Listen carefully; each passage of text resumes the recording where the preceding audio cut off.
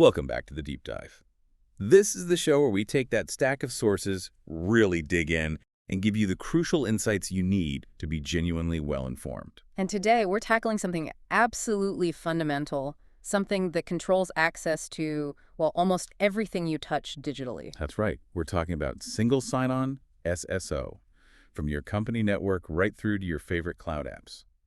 Yeah, and it's often easy for people to sort of minimize SSO, right? They think of it as just that button, the one you click so you don't have to type another password. Convenience. But convenience isn't the whole story anymore, is it? Not even close. If our sources make one thing crystal clear, it's that SSO has moved way beyond just being convenient.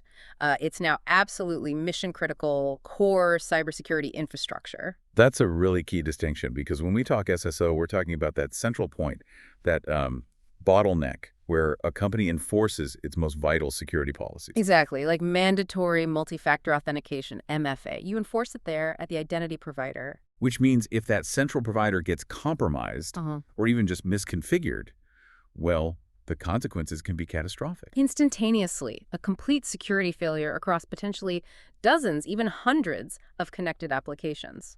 So for you listening, our mission today is pretty straightforward, but also really important. We are going to unpack the four sort of foundational families of identity protocols, the ones that really make up the modern digital landscape we all operate in. We'll be covering Kerberos, SAML, OAuth 2.0, and OpenID Connect, OIDC for short. And we need to do more than just define them. We've got to break down their architectures, understand the security features they claim to offer. And then, critically, dive into the real-world vulnerabilities, the high-impact stuff that proves a kind of uncomfortable truth. Which is? That a protocol, no matter how well designed on paper, is ultimately only as secure as its weakest link, its implementation. Couldn't agree more. So let's frame this up. Lay out the players first. We've got these full big families, each with its own history, its own kind of philosophy. Okay, where do we start? Let's go with the oldest, the granddaddy, Kerberos.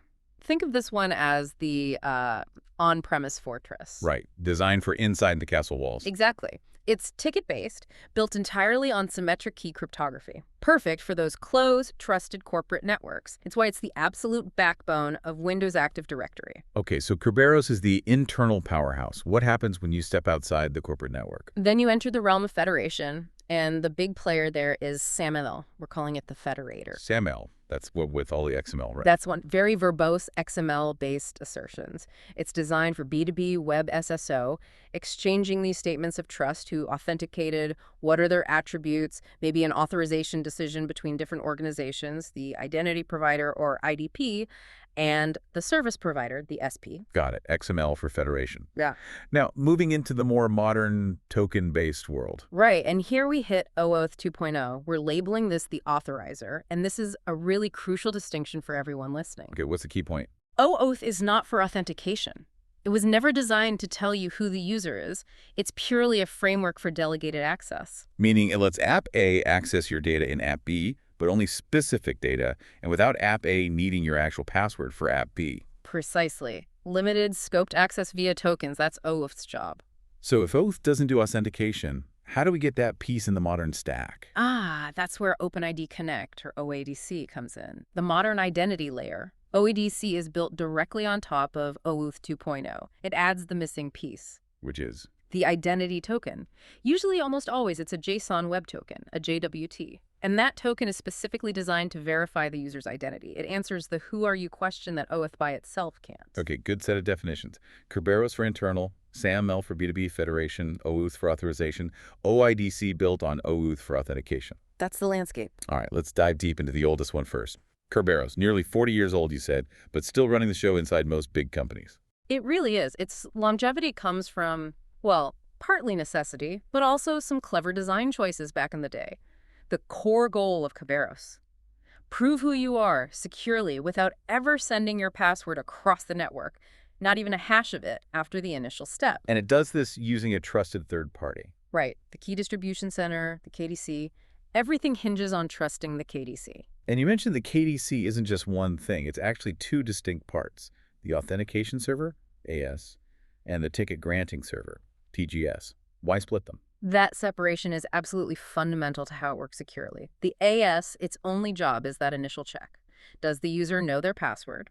Or, more accurately, can they prove they know the hash derived from their password? If yes, the AS issues the first key, the one needed to talk to the rest of the KDC. Okay, so AS handles the initial login proof. What about the TGS? The TGS comes next. Its job is only to issue tickets for specific services the user wants to access later, a file share, a database, whatever. This separation of concerns is key. The initial login is separate from ongoing access requests. It compartmentalizes the process. Makes sense. Okay, walk us through that famous Kerberos stance, keeping that AS-TGS split in mind, because, like you said, understanding the flow is crucial for seeing how the attacks work later. Okay, step 1. The client, that's the user's machine, sends a request to the AS. It's basically saying, "Hi, I'm Bob, I want to authenticate." It sends this request in plain text initially. And the AS checks Bob's password. Well, it checks against the hash derived from Bob's password stored securely in the directory. If that checks out, the AS sends back two things, both encrypted. First, something called the client TGS session key. This is encrypted using a key derived from Bob's own password hash. So only Bob's machine can decrypt that part. Exactly. The second thing the AS sends back is the ticket granting ticket itself, the TGT. And this is the clever part. The TGT is encrypted using the TGS's secret key, a key Bob definitely doesn't have.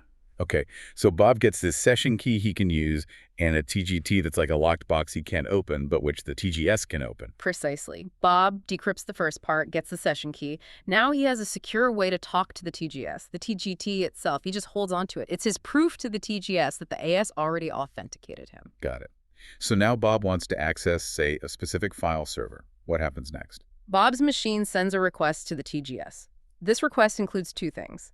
The TGT he got earlier, still encrypted with the TGS key, and something called an authenticator. The authenticator is basically a timestamp encrypted with that client TGS session key he decrypted. Why the timestamp? It proves the request is fresh, prevents replay attacks. The TGS receives this. It uses its own secret key to decrypt the TGT, verifying it's legitimate and hasn't expired. It then uses the session key, which it finds inside the decrypted TGT, to decrypt the authenticator and check the timestamp. Okay, TGS is happy. Bob is who the AS said he was, and the request is current.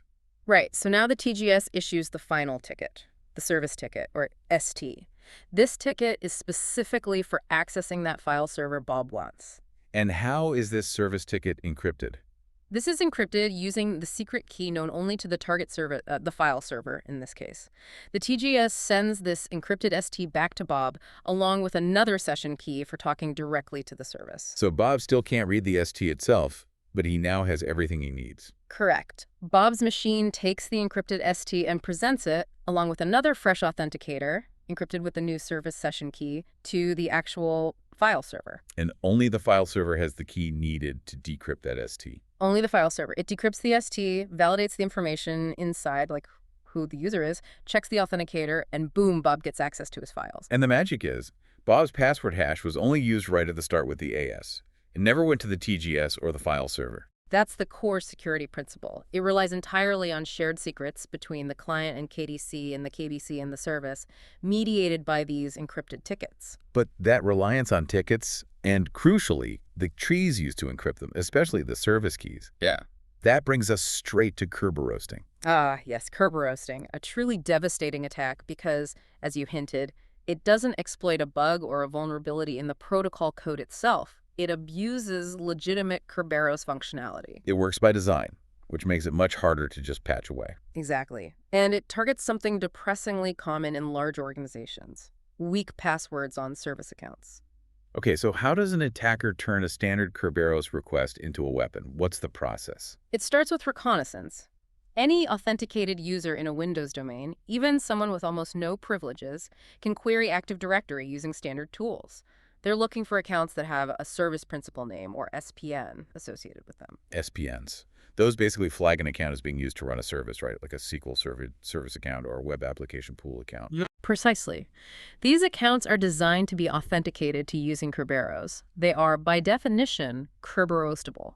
So the attacker builds a list of these accounts with SPNs. Okay, they have their target list. Now what? Now, the attacker, still just using their low-privilege account, makes a standard Kerberos request to the TGS. They ask for a service ticket, ST, for one of those SPNs they found. Just like a normal user asking for a ticket to access a service. Exactly like that. And here's the critical design choice that enables the attack. The KDC, specifically the TGS, does not check if the user requesting the ticket actually has permission to use the service identified by the SPN. Wait, really? The KDC doesn't care if I'm allowed to access the SQL server? Nope. Its job, in this part of the flow, is just to issue the ticket if the SPN is valid. It assumes the access control check will happen later when the user actually tries to use the ticket at the service itself. Okay, so the TGS says, sure, here's a ticket for that SQL service account you asked for. Yeah. And crucially, that ticket is encrypted. How? It's encrypted using the secret key derived from the service account's password hash, the one belonging to the SQL service account itself. Bingo. That's the payload. That's the payload. The attacker receives this encrypted service ticket. They don't need to use it. They don't care about accessing the SQL server right now. They just wanted the ticket because it contains a blob of data encrypted with the target account's password hash. And then they take that ticket offline. Completely offline. Off the corporate network, onto their own cracking rig, and they use tools like Hashcat or John the Ripper to brute force the password hash that's effectively embedded within that encrypted ticket data. And because service accounts are often set up by busy admins, maybe years ago, with passwords that seem strong then but aren't now. Or just plain weak passwords because it's just a service account. Yeah. If the password is weak, say password 123 or something under maybe 15 characters, modern cracking hardware and techniques can often break it, sometimes very quickly. And the beauty for the attacker, the scary part for defenders, is how stealthy this is. Incredibly stealthy. The initial ticket request to the TGS, that looks like perfectly normal Kerberos traffic. It generates a standard log event ID 4769, the cracking. That happens entirely offline. No failed login attempts on the domain controllers, no alerts triggered. So if you're a security team trying to detect this, you can't just look for failed logins. What do you look for? What are the subtle indicators in those logs? You need some smart monitoring focused on those event ID 4769s, the TGS ticket requests. Look for anomalies. First, volume. Is one particular user account suddenly requesting tickets for tens or even hundreds of different SPNs in a very short amount of time? That's highly suspicious reconnaissance activity. A user normally only needs tickets for a handful of services they actually use. Right. Second, look for requested tickets that are never actually presented to the service later on. If an account asks for a ticket to SQL Server A, but you never see a corresponding authentication event at SQL Server A using that ticket, it suggests the ticket was requested purely for the hash material, not for legitimate access. Okay, volume and unused tickets. Is there anything else? There was a mention of encryption types. Yes. This is a big one. Attackers often specifically request the ticket using an older, weaker encryption algorithm, RC4-HMSC. This shows up in the 4769 event as ticket encryption type, 0 by 17. Why would they want weaker encryption? Because RC4 hashes are significantly faster to crack offline compared to the modern AES encryption types, like AES 256 type 0 by 12. So if your environment is configured to use AES by default, which it should be, seeing TGS requests specifying 0 by 17 is a massive red flag. The attacker is deliberately downgrading the encryption to make their offline cracking job easier and faster. Got it. So monitor 4769s for high-volume unused tickets, and especially for that RC4 0 by 17 encryption type that gives defenders a fighting chance. It does. It requires tuned detection logic, but it's doable. Kerberoasting is bad. It gives attackers service account credentials, potentially leading to lateral movement, but it's not the ultimate Kerberos prize. That distinction belongs to the golden ticket attack. The golden ticket. Yes, this is the end game for an attacker in an Active Directory environment. If Kerberoasting is getting a key to a specific room, the golden ticket is getting the master key to the entire building. 0 to hero, as the outline said. But it requires a pretty significant prerequisite, right? It does. To forge a golden ticket, the attacker must first gain administrative control over a domain controller, DC. That's a high bar, but achievable through various means. Once they have that level of access, they only need to extract one specific piece of data. Not just any admin password. No. They need the NTLM password hash of a very special account, the KRBTG account. The Kerberos Key Distribution Center service account itself. The account whose password hash is used to encrypt all the ticket granting tickets, TGTs. It is literally the cryptographic root of trust for the entire Kerberos domain. If you have the KRBTG hash, you effectively are the KDC. So the attacker compromises a DC, steals the KRBTG hash. What can they do with it? Anything they want within Kerberos. Using readily available tools like Mimikatz, they can take that hash and forge a brand new TGT from scratch. This forged TGT is the golden ticket. And because they use the real KRBTGT key material to create it. The KDC and every other system in the domain accepts it as completely legitimate.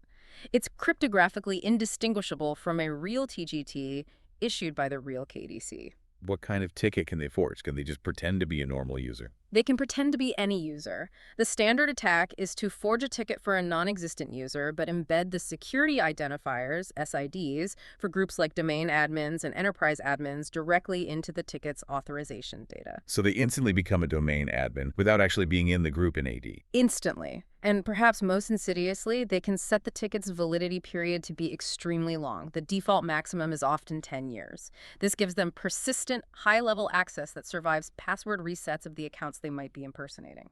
That's terrifying. Complete persistent domain compromise, all stemming from that one KRBTGDT hash. The mitigation lesson here seems pretty stark. It really underscores the shift needed in security thinking. Your traditional network perimeter defenses, they're irrelevant if an attacker gets that KRBTG hash. The fight moves inside.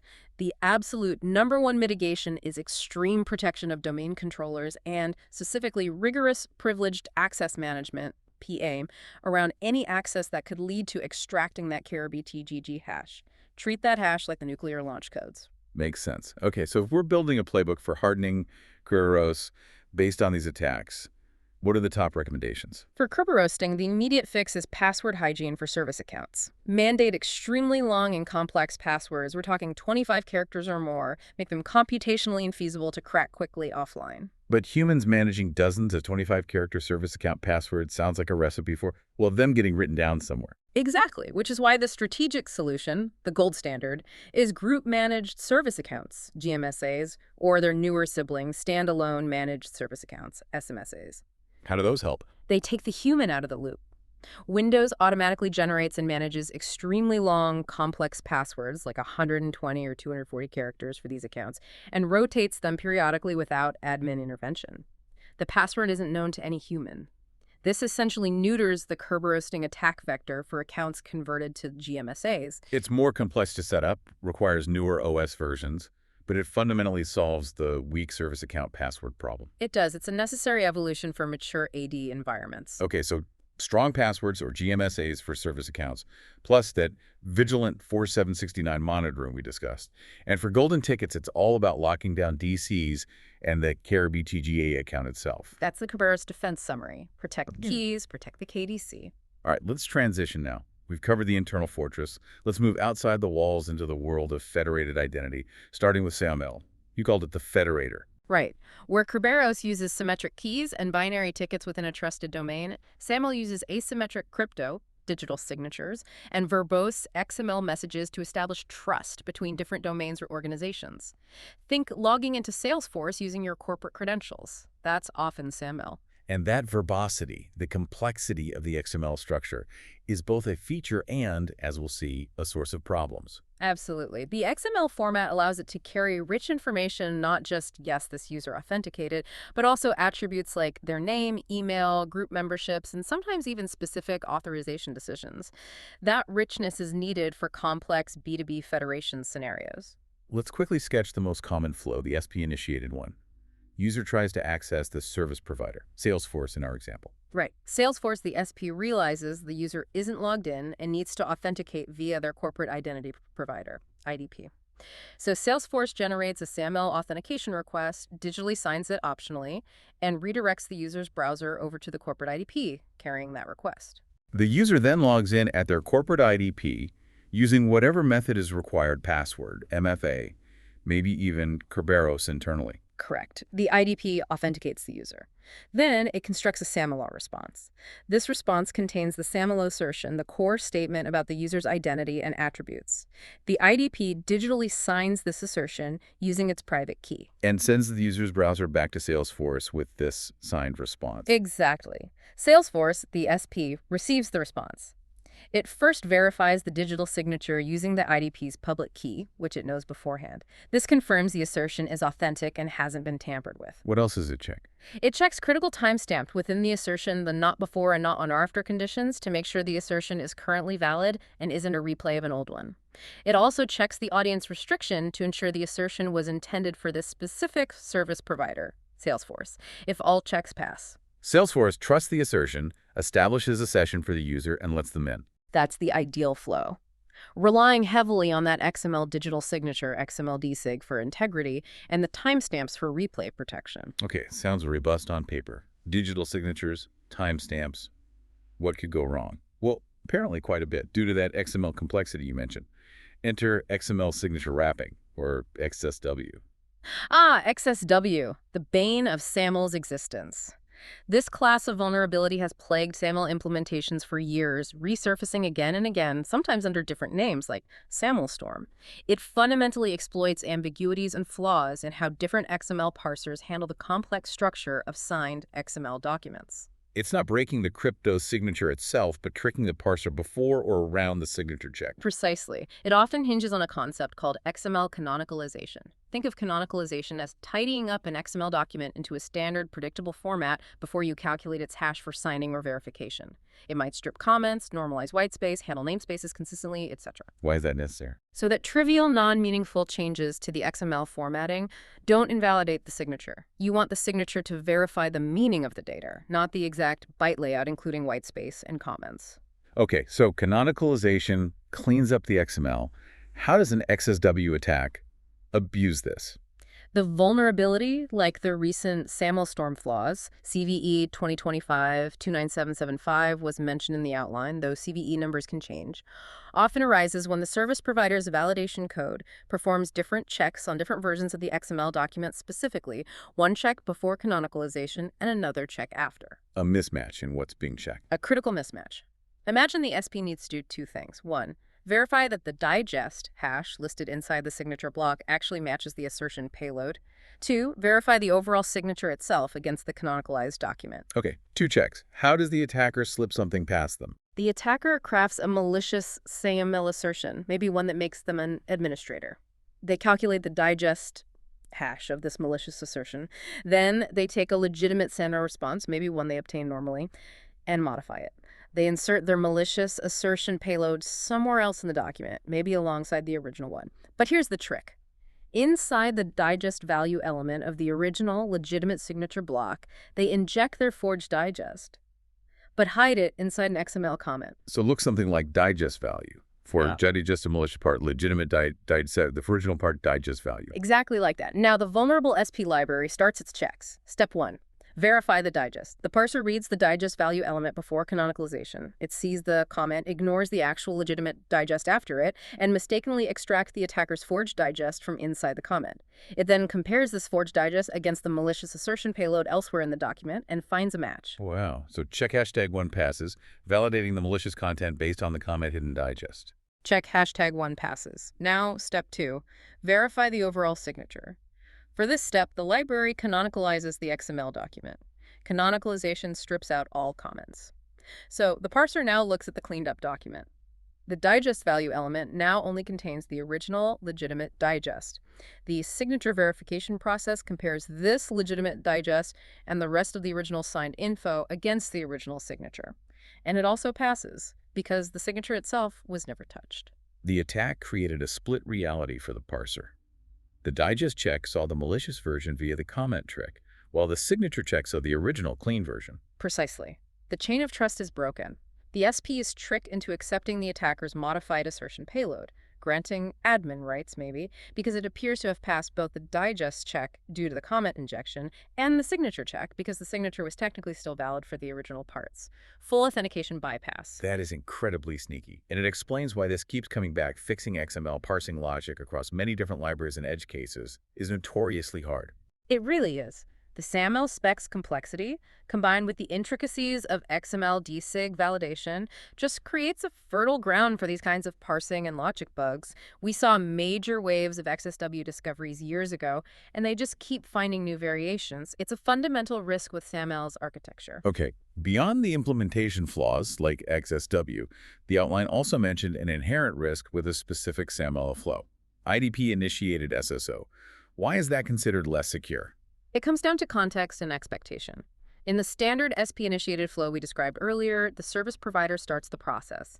It sends a request to the IDP, usually including some kind of unique identifier, like the relay state parameter or assuring the SAML response has an in response to attribute matching the request ID.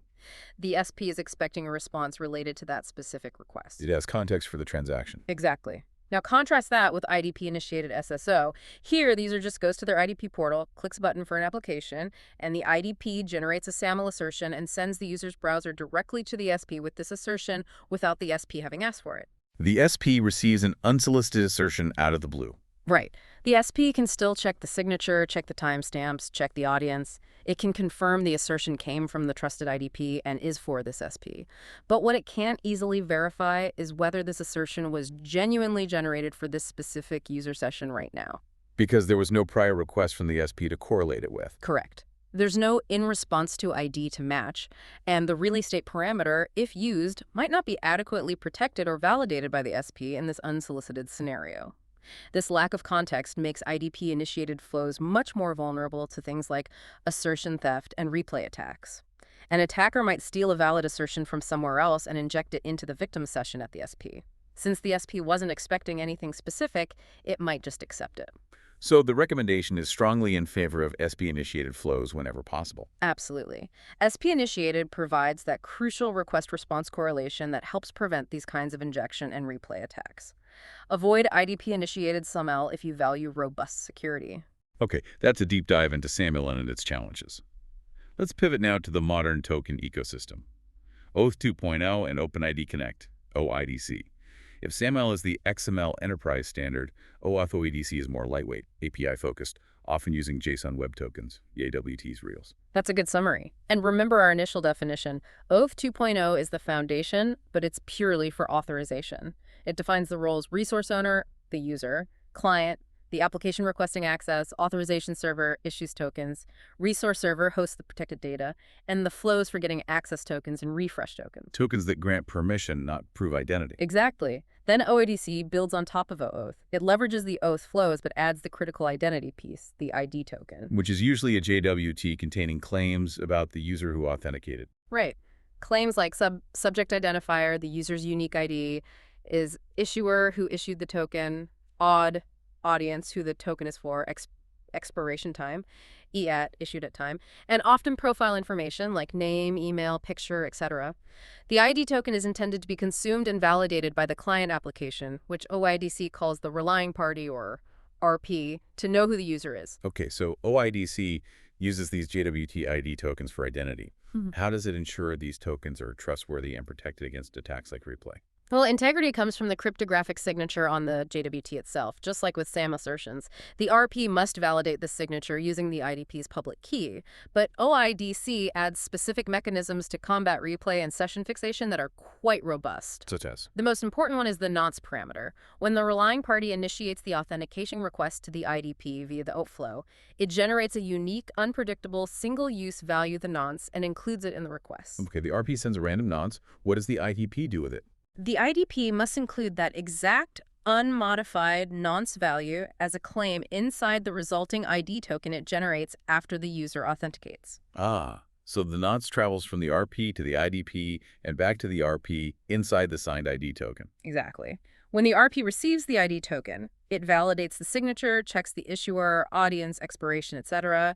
And DD, it checks that the nonce claim inside the token matches the nonce it originally generated and stored for that specific authentication attempt. That sounds like it tightly binds the token to the specific login transaction initiated by the RP. It does precisely that. It prevents an attacker from capturing an ID token from one login flow and replaying it in another because the nonce wouldn't match the expected value for the second flow. It's a very effective anti-replay and session fixation mechanism, much stronger than just relying on session cookies. That makes sense. The outline also mentioned PKCE, proof key for code exchange. Right, PKCE, pronounced Pixie. This is another crucial security enhancement now considered mandatory for public clients like mobile apps and single-page web apps. It's designed to prevent a different attack, authorization code interception. How does that work? In some OAuth flows, especially on mobile where custom URI schemes are used for redirects, it was possible for a malicious app on the same device to intercept the authorization code as it was being sent back from the IDP to the legitimate app. With that code, the attacker could then impersonate the user. So how does PKCE stop that? Before starting the flow, the legitimate client generates a secret code verifier. It then creates a code challenge by hashing the verifier. It sends the code challenge and the hashing method in the initial authorization request. When the IDP issues the authorization code, it associates the code challenge with it. Later, when the client exchanges the code for tokens, it must also send the original secret code verifier. The authorization server hashes the verifier using the same method and checks if it matches the stored code challenge. So even if an attacker intercepts the code, they don't have the original secret code verifier needed to complete the exchange for tokens. Exactly. It adds another layer of proof that the entity exchanging the code is the same one that initiated the request. PKCE significantly hardens the OAuth flows, especially for clients that can't keep a secret securely. Okay, OIDC sounds pretty well thought out with nonce and PKCE. Mhm. But the tokens themselves, the JWTs at the heart of it, they haven't had a spotless history, have they? Let's talk about the infamous ALG none attack. Ah, yes. The ALG none vulnerability. This was, well, catastrophic back when it was prevalent around 2015, 2016. It stemmed from a fundamental misunderstanding or misimplementation in many early JWT libraries. What was the core mistake? The JWT standard defines various algorithms for signing tokens in the header's ALG parameter, like RS-256 for RSA signatures, HS-256 for HMAC symmetric signatures. It also defined a value none for cases where a JWT might be used unsigned, perhaps within a trusted channel already protected by other means. So none was technically valid, but meant this token is deliberately unsigned. Correct. The vulnerability occurred when libraries processing incoming JWTs saw ALG none in the header. Instead of rejecting it outright, because critical tokens like ID tokens must be signed, or checking a policy setting, they simply interpreted it as, the algorithm is none, therefore I don't need to perform any signature verification. Oh dear. So an attacker could just take a legitimate JWT. Modify the payload however they wanted, change the user ID to admin, set admin, Right. true, increase the expire time, Then change the header to ALG, Huh. none, strip off the original signature entirely. and send it to the vulnerable relying party. The RP's library would see ALG none, skip the signature check, and happily accept the attacker's modified payload as valid, full authentication bypass, trivially easy. That's less a crypto failure and more a complete failure of the library to enforce basic security policy.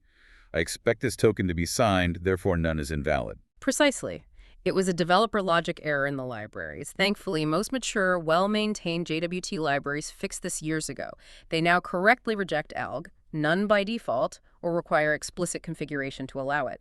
But it's a cautionary tale, always use up-to-date libraries. A really important lesson. Yeah. Okay, what about the other major historical JWT flaw mentioned? HMAC signature confusion. This sounds more subtle. It is more subtle, and it plays on the difference between asymmetric public-private key and symmetric shared secret signing algorithms. Let's say a server is set up to use RS-256, an asymmetric algorithm. It signs tokens with its private key and expects clients to verify using its public key. The server's public key might be, well, public, easily obtainable. Okay, standard asymmetric setup. How does the attack work? The attacker obtains the server's public key. They then craft a malicious JWT payload. But instead of setting the header to ALG, RS-256, they set it to ALG, HS-256. HS-256. That's a symmetric algorithm using a shared secret key, like HMAC HA-256. Exactly. Now, for the signing step, the attacker uses the HS-256 algorithm. But as the secret key, they use the server's known public key. Wait, they use the public key as if it were the shared secret for the symmetric HMAC algorithm. Precisely. They sign the token this way and send it to the vulnerable server. Now, the server receives the token, it looks at the header and sees ALG, HS-256. If the library is poorly implemented, it might think, okay, I need to verify an HS-256 signature. I need the secret key. And what key does the vulnerable library fetch to use as the secret? If it's flawed, instead of having a securely stored secret for HS-256, it might mistakenly retrieve the key configured for verification purposes, which is the server's public key. It then uses this public key as the secret key in the HS-256 verification function. And since the attacker used that exact same public key as the secret to create the signature, The verification succeeds. The server is tricked into validating a token signed with the symmetric algorithm using its own public key as a secret. The attacker has successfully forged a token that passes verification without ever knowing the server's private key. again, it's a failure in the library or application logic specifically, failing to strictly enforce which algorithm is expected and ensuring the correct type of key material, private for signing, public for verifying asymmetric, shared secret for symmetric, is used only for its intended purpose. Absolutely. It's about strict algorithm and key validation. Modern libraries are much better at this, but it highlights the dangers of mixing crypto modes if validation isn't perfectly implemented. Okay, so we've seen flaws in the tokens themselves. What about flaws in the oath flows? The outline highlighted a particularly nasty and apparently widespread issue called partial redirection URI manipulation, or PRURM. Yes, PRURM. This is a fascinating one because it's not a flaw in the oath spec itself, but a very common misconfiguration or implementation shortcut by identity providers, the authorization servers, and the impact is significant. The study mentioned found it in 70% of IDPs tested, including huge names. What's the core mistake they were making? It relates to how the IDP validates the redirectory parameter provided by the client application in the initial authorization request. The OAuth spec requires the client to pre-register its allowed redirectory. When the request comes in, the IDP must check that the redirectory in the request exactly matches one of the pre-registered URIs. An exact string match. Simple enough. You'd think so. But the study found many IDPs were not doing an exact string match. Instead, they were doing a more lenient check, often just verifying the origin of the URI. What does checking the origin mean? It means they only check the scheme, like HTTPS, the host name, like clienttapp.com, maybe the port, and sometimes the beginning of the path. So if the legitimate registered URI was https.clienttapp.com math callback, a check that only validated the origin might incorrectly allow a request using https.clienttapp.com mouthcallback.malicious endpoint, or even just https.clienttapp.com, papa say it's something else. As long as it starts with https.clienttapp.com, the lenient check passes it. Exactly, and attackers realized they could abuse this. How does the attack play out? The attacker crafts an authorization request for the victim user, targeted at a vulnerable IDP. But instead of using the client's legitimate redirectory, they use a manipulated one that still passes the IDP's weak origin check, but points to an endpoint the attacker controls, perhaps on the same legitimate domain, https.clienttapp.com by like attacker-controlled-path. Okay, the requests go to the IDP. The IDP authenticates the victim user, Sees the manipulated redirectory, performs its weak origin check, which passes, and then redirects the user's browser, along with the valuable authorization code, back to the attacker's manipulated endpoint. precisely. The attacker intercepts the authorization code. Now they have the code needed to impersonate the victim. They can take that code to the IDP's token endpoint and exchange it for access tokens and potentially an ID token, effectively hijacking the victim's session or gaining access to their resources via the legitimate client application. All because the IDP didn't do a simple, strict string comparison on the redirect URI. It's a classic case of trying to be too flexible or taking shortcuts in validation, leading to a major security hole. The clear mitigation is for IDPs to enforce strict, exact string matching for redirect URIs against the registered values. No partial matches, no path manipulation allowed. And on the client side, using the state parameter for CSRF protection is still vital too, right? Absolutely. The state parameter helps the client ensure that the redirect response it receives actually corresponds to a request it initiated, preventing cross-site request forgery attacks, where an attacker tries to trick the user's browser into completing an authorization flow the user didn't start. State and strict redirectory validation work together. Okay, one final OAuth-related threat to cover, and this one is less about technical flaws and more about exploiting user trust. Oath consent phishing. Ah, yes. This is arguably one of the most effective and dangerous attacks targeting OAuth today because it leverages the legitimate OAuth consent mechanism against the user. It bypasses the need to steal passwords or MFA codes entirely. How does it work? The attacker starts by creating a seemingly legitimate OAuth application. They might give it a plausible name like Office 365 Security Scanner or Company Email Backup. They register this application with a legitimate platform like Microsoft Entra ID or Google Workspace. So it's a real application registered on a trusted platform. Yes. Then the attacker crafts a phishing campaign email, Teams message, whatever. The message tricks the user into clicking a link that initiates the OAuth authorization flow for the attacker's malicious application. The user clicks the link and gets redirected. Where? They get redirected to the real, legitimate consent screen of their trusted IDP, like Microsoft or Google. The screen shows the name of the attacker's app and, crucially, lists the permissions the app is requesting. And this is where the attacker gets greedy. Exactly. The attacker configures their malicious app to request highly excessive permissions. Things like mail, read-write, read and delete all emails, contacts, read, access all contacts, files, read-write all, Read and write all files in OneDrive, Google Drive, maybe even offline access, which allows the app to continue accessing data long after the user logs out. The user sees the familiar company branding on the consent screen. Maybe the app name sounds vaguely official. They skim the permissions. And they click accept or allow. They think they're just enabling a useful tool. But what have they actually done? They have just issued a valid OAuth access token, and potentially a refresh token, directly to the attacker's application. This token grants the attacker's app all those excessive permissions they requested. The attacker doesn't get the user's password, they don't need to bypass MFA, they have a legitimate credential, the token authorized by the user themselves, that allows them to access the user's data via APIs. And they can potentially maintain that access for a long time using refresh tokens. Often, yes. It's incredibly effective because it uses the user's trust in the platform's consent UI against them. So what's the defense against this? User training helps, but relying on users to scrutinize every permission request seems fragile. It is fragile. The most effective organizational defense is governance, specifically implementing an admin consent workflow. What does that mean? It means disabling the ability for regular users to consent to any third-party application requesting permissions by default. If a user tries to authorize an app, the request gets routed to designated administrators. And the admins then review the request. Yes, the admins must vet the application. Is it legitimate? Who published it? What permissions is it asking for? Are those permissions truly necessary for the app's function? Is the risk acceptable? Only if the admins approve the request can the application be granted tokens. This puts a crucial administrative checkpoint in place to stop users from inadvertently granting dangerous permissions. That shifts the burden from individual users to a centralized security admin function. Seems much more robust. It's essential for mitigating oath consent phishing at scale. Okay, we've covered a lot of ground. Kerberos, SAML, OAuth, OIDC, and their respective vulnerabilities, from Kerberosting to XSW to Purim in consent phishing. Let's try to synthesize this. Looking across these protocols, are there comparative trends in the types of vulnerabilities we see?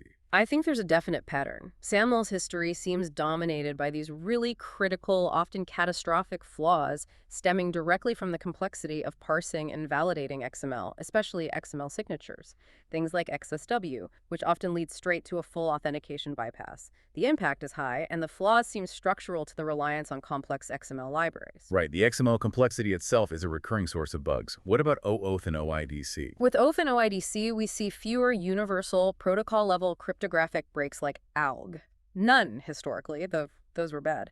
The more persistent issues seem to be implementation logic errors. Things like IDPs failing to validate redirect URIs strictly Purim, or relying parties failing to properly validate the state or nonce parameters, or mixing up tokens between sessions. So the core OIDC protocol, especially with formal analysis behind it, is pretty solid, but the way developers use it and implement the checks is where things go wrong. That seems to be the trend. The impact is often token leakage, session hijacking, or allowing unintended logins, rather than the instant full bypass sometimes seen with SAML flaws. OIDC's design forces more explicit checks, like nonce, which helps, but developers still need to implement them correctly. And JWTs themselves, those ALG none and Whoa. HMSC confusion bugs. Those were critical flaws in early libraries, absolutely devastating. But the key takeaway is that mature, widely used libraries fixed those fundamental issues years ago. The danger now lies more with developers using outdated libraries, rolling their own crypto, never do that, or using niche new libraries that might unfortunately repeat these old mistakes. Stick to the vetted, maintained libraries. Okay, that comparison is helpful. Now let's translate all this analysis into clear, actionable mitigation advice for our listeners. What should they be doing? Let's start back with Kerberos. For Kerberos, job 1 is tackling Kerberosting head-on. That means 1. Service account passwords. Mandate extremely long, 25 characters, complex passwords. Make offline cracking prohibitively expensive. 2. Manage service accounts. Prioritize migrating service accounts to group managed service accounts, GMSAs, or standalone MSAs. This automates password management with extreme complexity and is the definitive fix. 3. Monitoring. Aggressively monitor event ID 4769 for high-volume SPN requests from single users, and critically, for any requests using the weak RC4 encryption type 0x17. Alert on these immediately. And for the golden ticket threat. Lock down your domain controllers like Fort Knox. Implement tiered administration models, use privileged access workstations, pause, and force strict PAM controls. Monitor for any attempts to access or extract the carry PH8E hash. Protect the KDC's keys above all else. Got it. Now, for the federated protocols, SAML and OIDC, what are the key hardening steps there? Validation, validation, validation. Specifically on the client side, the service provider in SAML, the relying party in OIDC. They must rigorously check everything. 1. Signatures. Always verify the digital signature on the assertion or ID token. 2. Issuer and audience. Check the issuer claim. Did this come from the expected IDP? Check the audience claim. Was this token intended for my application? 3. Timestamps. Enforce not before, not nor after SAML or OIDC strictly. 4. Context binding. For OIDC, always validate the nonce parameter against the value stored for the session. For RAML, SP initiated, check the in response to attribute matches the original request ID. For OAuth, always use and validate the state parameter for CSRF protection. Basically, don't trust. Always verify every relevant field in the assertion or token. Precisely. Assume the IDP might be compromised or make mistakes. The client bears the ultimate responsibility for validating what it receives before granting access. And specifically for the pyramid attack affecting OAuth IDPs. The message to identity providers is unequivocal. Enforce strict, exact string matching for redirectory validation. No partial matches, no origin-only checks. It has to be an exact match against the registered URIs, period. Finally, for that OAuth consent phishing threat. Implement admin consent workflow. Disable user consent by default. Force all application permission grants through administrative review and approval. This is the single most effective technical control against consent phishing. Combine it with user education, of course, but the workflow is key. Okay, fantastic summary of mitigations. We've journeyed through this complex landscape: Kerberos inside, SAM for federation, OIDCO for modern apps and APIs. The reality for most organizations today is they're using all of them, right? Almost inevitably, yes. You'll have Kerberos powering the internal AD core identity. You'll likely use SAML for key B2B partnerships or large SaaS applications. And you'll increasingly use OIDC and OAuth for modern web apps, mobile apps, and securing APIs, often orchestrated by a central cloud IDP like Entra ID or Okta that bridges these worlds. Which means security teams need to understand the nuances and risks of all these protocols, because an attacker will just target the weakest link in that hybrid chain. Exactly. The identity perimeter isn't one thing anymore. It's this complex mesh of protocols and trust relationships. The gaps often appear at the seams, or where governance hasn't kept pace. So, reflecting on everything we've discussed, if you had to pinpoint the most dangerous entities or weakest points in this modern identity ecosystem based on these attacks, what would they be? Is it really the user clicking a phishing link? That's always a risk, but looking at Kerberoasting and consent phishing specifically, I think the analysis points somewhere else. The truly critical risks often lie with the non-human identities. Meaning the poorly managed service accounts with weak, crackable passwords targeted by Kerberoasting. Meaning the BTGA account whose compromise leads to golden tickets.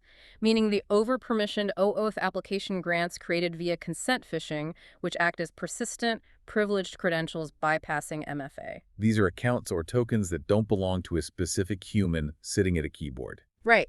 They often have high privileges, they operate 24/7, they might bypass normal user controls, and they're frequently overlooked in standard security hygiene programs focused on human user passwords and MFA fatigue. So that leads us to our final provocative thought for you, the listener. If you could only spend your limited security resources this week hardening one thing, based on where the most impactful compromises often originate, should that focus be solely on reinforcing the human user's login process? Or should it perhaps be on auditing, securing, and rigorously governing the credentials and permissions of those non-human identities? The service accounts and application grants the ones that never sleep and might already hold the keys to the kingdom. It's a question of strategic priorities in the face of these evolving threats. Where is the greatest risk concentration? Something to definitely mull over. That's where we'll leave this deep dive. Thank you for joining us. Always a pleasure. And we look forward to exploring the next stack of sources with you soon on the Deep Dive.